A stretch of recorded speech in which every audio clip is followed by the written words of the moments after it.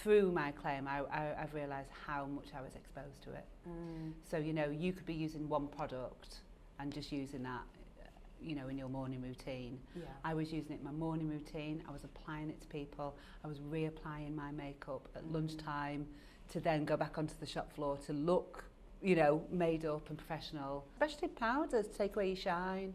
And how did you feel when you received that diagnosis? Numb, shock.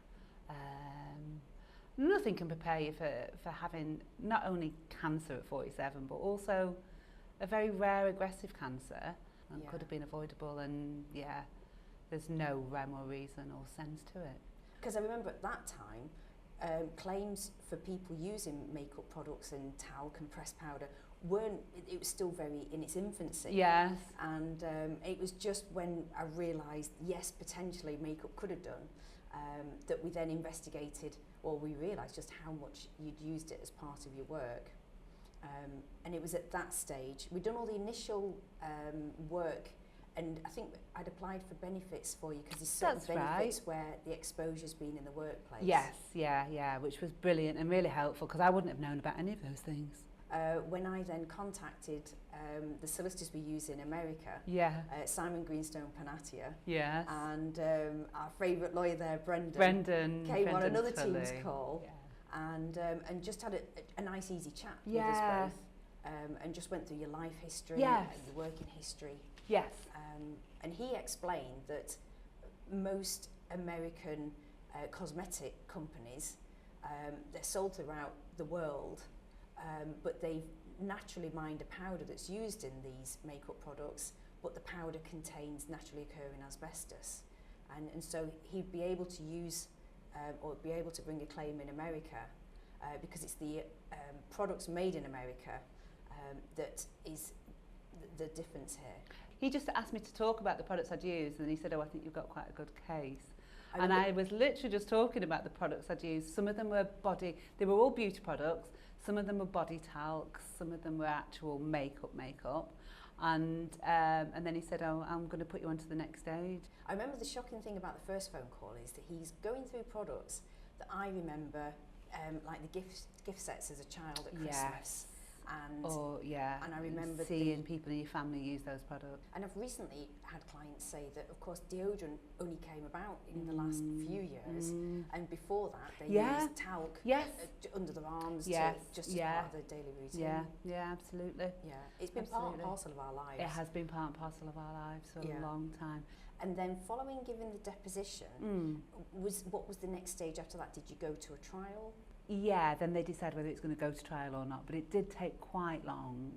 They kept saying, oh, it'll just be a couple of months now, it'll just be a couple of months, but in effect it took over 20 months in total. Just show the need that to have someone you can go to that can bring the claim in the US and just understands thoroughly the products. Yeah, absolutely. Outrageously, there's still some companies being found to use the same powder that contains asbestos, and these are just still available in the high street. Yeah, I've since been told there's quite a lot of products that contain it, and it doesn't take long now. If you Google so many products, it doesn't take long to Google it, and that's really hard. Yeah.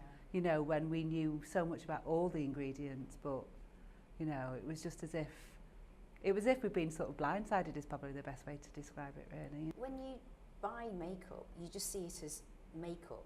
You don't think of what it's made of, and I suppose when you turn it over, the writing's so small, you can't read the ingredients. Well, also you trust that the ingredients in there are good and kind, and the more expensive and the more money you pay for a product, the more nicer and kinder those ingredients would be. And the companies on the list that the American lawyers went through, it's all your high street brands. It is, yeah. It's your luxury. Well, it's not just your luxury, but it's your luxury, your high end. It's not necessarily your cheap and your nasty products. No. I'm just thinking with the settlement, it's the end of a stage in your life because you've been through an American court case. How did that make you feel? Yeah, it's strange. I mean, you're not on a lilo going, oh, no more problems. You know, there's a reason you've got that money, and that's sobering at times because you think, okay. And sometimes when I was talking to Shayna, she'd sometimes use quite strong language. And she told me one time that never to apologise to the companies. If they're asking me a question and I can't answer it, she says, don't say sorry to them if you don't have that. She went, they're the reason you're dying. You know, there's a reason they gave me that amount. There is a reason they gave me what they did. And, you know, it's not like, oh, I don't ever have to work again. You know, I wouldn't be able to work now. You know, sadly, that, you know, I have quite a lot of health issues. You're always living, you know, with the anxiety, as they call it, you know. Now I have a 10-year-old who will be starting senior school September 26th. And that's another thing. There's no certainty about anything really in the future. Yeah. So you have to try and not let that... I think it makes you live every day, which isn't a bad thing. There's no certainty about anything.